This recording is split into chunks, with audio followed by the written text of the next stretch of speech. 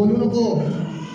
आता बोलू नको तसं. आता मी जे सांगतो ते तू बोल. आणि मग देवाचा देवदूत एलियाकडे आला आणि देवाचा देवदूत एलियाला येऊन काय म्हणतो बघा, खाली उतरून त्याच्या बरोबर जा. खाली उतरून तू त्याच्या बरोबर जा.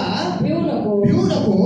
तेव्हा एलिया उठून खाली उतरून खाली उतरून त्याच्या बरोबर राजाकडे निघून गेला.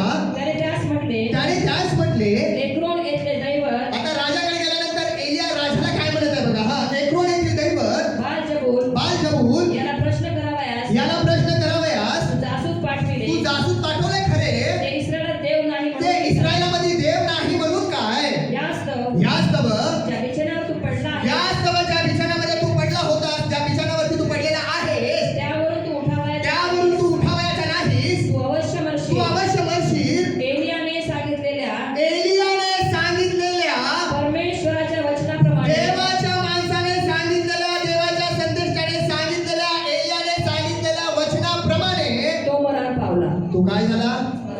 मरण पावला. हालेलुया.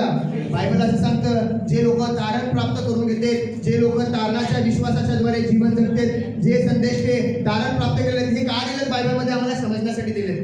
कारण या जगामध्ये भरपूर लोक काय होणार, उठणार. भरपूर लोक मी संदेश काय म्हणणार, मी प्रॉफिट आहे म्हणणार. परंतु आम्ही काय करायला पाहिजे? पारख करायला पाहिजे की खरंच हा देवाचा संदेश आहे का नाही, हा देवाचा संदेश आहे का नाही, खरंच याच्याद्वारे परमेश्वर बोलतो का नाही. जर बायबल तुम्ही वाचाल, जे पण एलिया बोलत होता ना, ऍक्च्युअल जे घडत होतं आणि परमेश्वर देव एलिया बरोबर होता आणि परमेश्वर जे पण काय सांगत होता किंवा एलिया जे पण काय बोलत होता, त्या सर्व गोष्टी काय होत होत्या? पूर्ण होत होत्या. याच्यावरून आम्ही समजायला पाहिजे की खरोखर एलिया जो